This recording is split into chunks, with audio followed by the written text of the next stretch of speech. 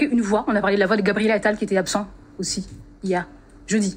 Oui, c'est un symbole en soi, c'est le symbole d'une part du bloc central qui ne fait plus face aux revendications du Rassemblement national, qui préfère se défiler plutôt que faire face et offrir un discours alternatif.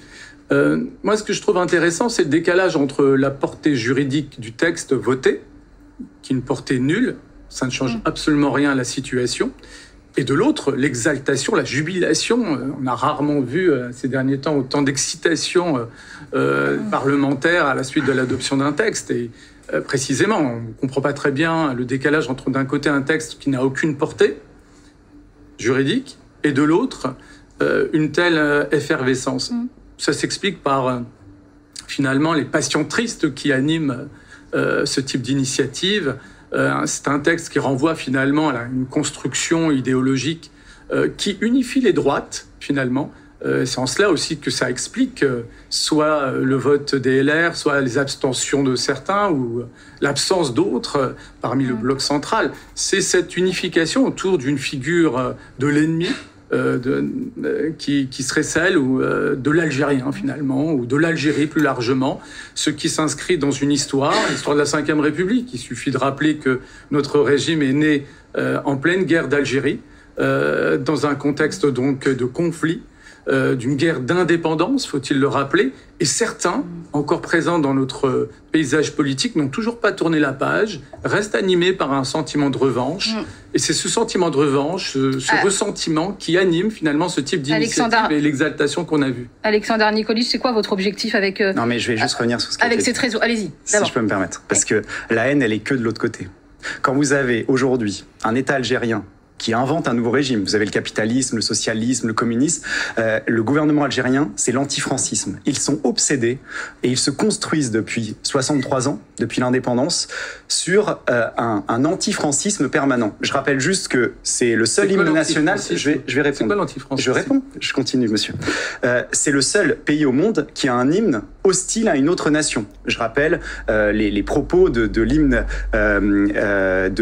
algérien. Offrant en gros, ton heure est venue, le temps des palabres est terminé. Je rappelle que l'Algérie a deux fêtes nationales, la Toussaint Rouge, une série d'attentats en 54, le 1er novembre 54, qui a tué y compris des civils, même musulmans, et une deuxième fête nationale qui est cette indépendance qu'on a accordée à l'Algérie. Et les propos qui sont systématiquement mis en avant par les gouvernants algériens sont hostiles à la France, contre le ministre de l'Intérieur, contre... Mais c'est quoi votre objectif aujourd'hui, Alexandre Nikolic? C'est quoi? C'est mettre la pression, engager un bras de fer avec Alger? C'est quoi votre objectif? Il va falloir évidemment, qu'à un moment, on se fasse respecter par l'Algérie. Aujourd'hui, on accorde 200 000 visas à l'Algérie. On soigne leurs dirigeants gratuitement dans nos hôpitaux. On attribue 140 millions d'euros par an d'aide au développement. On s'excuse en racontant parfois n'importe quoi sur le passé. Et en face, on a des gens qui nous insultent. Et à un moment, il va falloir que ce gouvernement algérien, qui est dans une revanche permanente, qui d'ailleurs je trouve assez particulière parce qu'ils veulent être indépendants, maintenant il s'agirait de grandir et de devenir un pays réellement indépendant qui arrête de se construire par rapport à la France. Je sais pas, ils ont été occupés 316 ans par l'Empire ottoman. On voit pas ce sentiment de revanche systématique par rapport à la Turquie. On sent une obsession anti-française. Allez-y. Non, mais c'est un propos qui vient illustrer exactement ce que je viens de vous dire. Vous voyez bien que le texte n'est pas animé par la question de la situation, du statut juridique des Algériens. Pourquoi vous voulez qu'il y ait un particularisme sur l'Algérie? Je ne veux rien. Terminez, allez-y, terminez. Je vous dis juste que, précisément, votre réponse vient illustrer exactement mon propos, à savoir que ce qui vous anime, ce n'est pas la question du statut juridique des Algériens, de la liberté de circulation, etc. C'est le problème d'un rapport à l'Algérie et aux Algériens. C'est un sentiment qui relève d'une volonté de revanche par rapport à ce qu'on appelle une guerre de décolonisation, une guerre d'indépendance. C'est vous qui avez fait référence à l'hymne qui lui-même s'est construit sur cette base. Parce que je veux qu'on sorte de ça. Je veux qu'il y ait une situation apaisée, que l'Algérie soit un pays comme les autres, c'est-à-dire qu'il n'y ait pas de particularisme avec le droit des Algériens dans notre pays, et qu'on sorte justement enfin de ça. Ça fait 63 ans que l'Algérie est indépendante. Pourquoi il y aurait ce particularisme? Juste un élément, c'est là où en plus on remarque que vous n'avez pas très bien compris le sens du traité en question. Le traité de 68, il n'a pas été adopté pour faciliter l'immigration algérienne ou la libre circulation des Algériens. Au contraire, c'est parce que c'est les accords d'Évian de 62 qui le permettaient. Attendez, vous voyez, vous le reconnaissez dans un deuxième temps, mais le problème, c'est que vous avez construit votre narratif sur cette image-là, et vous avez essayé de le diffuser dans l'opinion publique. Donc, je le rappelle, les fameux accords de 68 n'ont pas été adoptés pour faciliter la libre circulation des Algériens, mais au contraire, pour essayer de la canaliser. Donc, par rapport à des accords d'Évian qui, au contraire, avaient posé le principe même de la libre circulation. Il faut bien rappeler effectivement le contexte de l'époque. Si on ne le rappelle pas, on dit à peu près. Et on n'est plus en 1968, monsieur. Alors, on est en 2025. On est en 2025.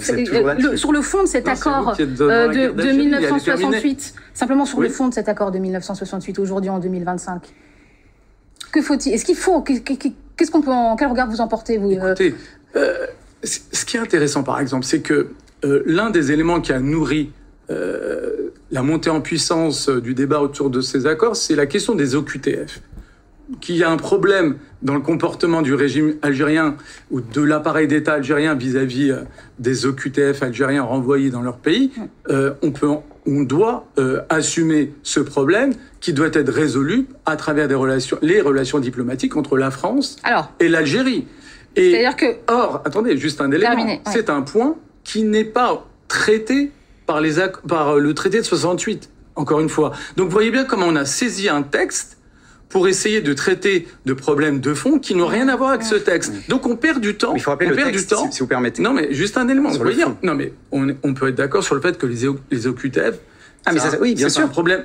Sauf que ça fait irruption dans le débat. Ça a été souligné durant le débat parlementaire, même dans l'exposé des motifs de la proposition de résolution. Donc il y a un problème, c'est une forme d'instrumentalisation de problèmes qui peuvent être réels, mais qui doivent être traités autrement que par un texte qui finalement, encore une fois, est venu cristalliser un ressentiment, quelque chose qui relève de passion triste et qui n'est pas la bonne voie, pour apporter des résultats. Le ressentiment, je le disais, il est de l'autre côté de la Méditerranée. Enfin, nous, on considère justement qu'il n'y a pas à avoir un particularisme pour les ressortissants algériens. Ils doivent être traités comme toutes les autres nations. Pourquoi, 63 ans après l'indépendance, il devrait y avoir un statut particulier? Est-ce que le Vietnam, qui a été une colonie française dans laquelle on a investi d'ailleurs beaucoup moins, vit dans ce ressentiment-là et a un statut particulier? Non. Donc, à un moment, il faut évidemment arrêter avec ça. Et on a, quand on parle de ressentiment, oui, je le dis, un gouvernement algérien, parce que je parle du gouvernement, je parle pas du peuple algérien,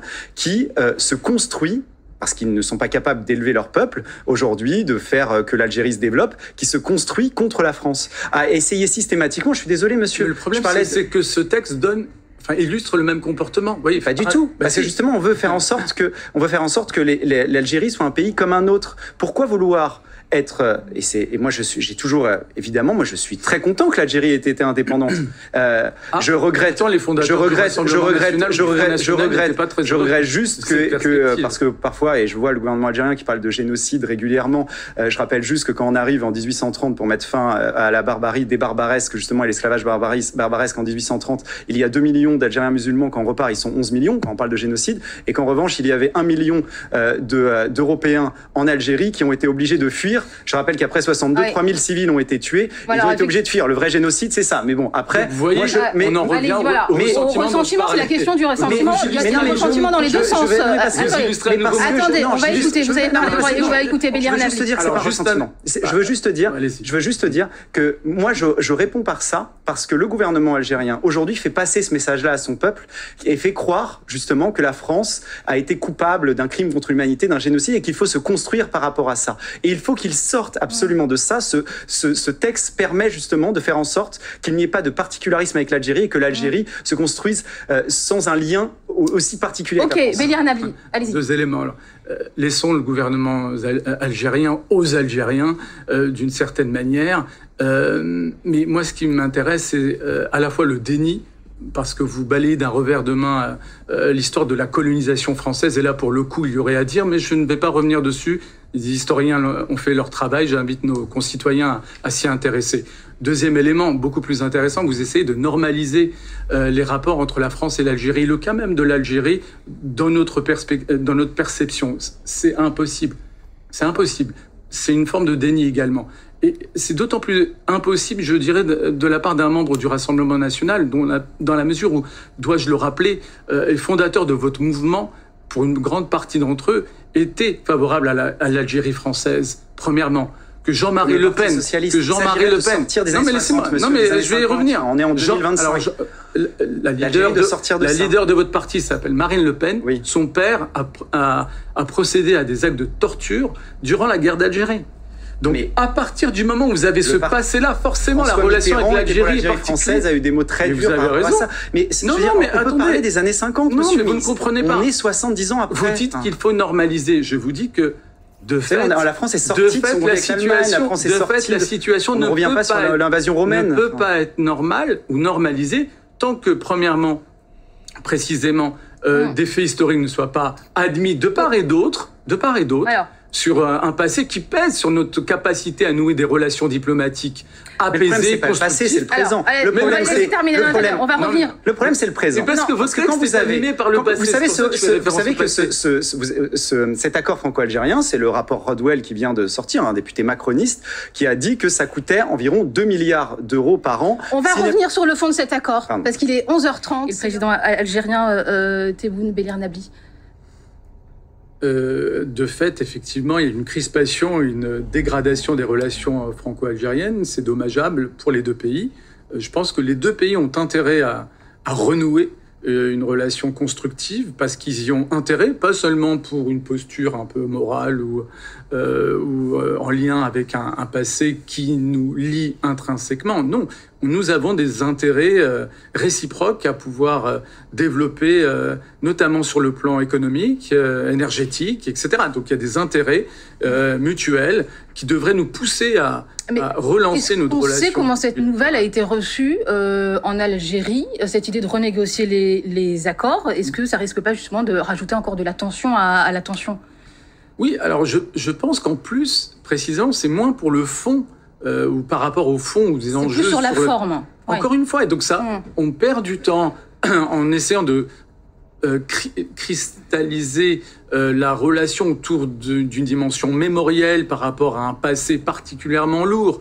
Or, le problème, c'est que non seulement les politiques ne sont pas à la hauteur de ce qu'il faudrait faire pour dépassionner cette relation et pouvoir partir sur des bases saines pour construire précisément une relation dans l'intérêt des deux pays. Nous, on continue à ressasser finalement un sentiment de ressentiment qui est parfois exploité par le pouvoir algérien pour se déresponsabiliser par rapport à sa propre population. Ça s'inscrit dans l'histoire du pouvoir central algérien depuis l'indépendance, c'est une vérité.